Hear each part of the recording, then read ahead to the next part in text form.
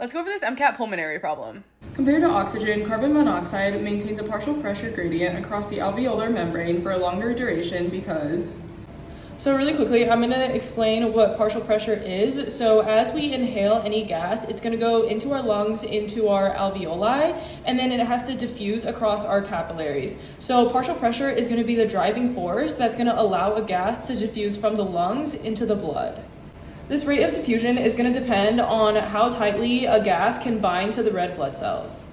And the key thing to remember about carbon monoxide is that it will bind to hemoglobin with 200 times stronger affinity compared to oxygen.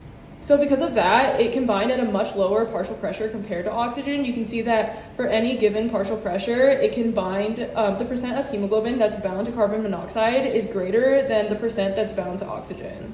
So if we were to inhale both carbon monoxide and oxygen at the same time, the carbon monoxide would bind much more readily to the hemoglobin in our blood, and it would competitively inhibit oxygen from binding.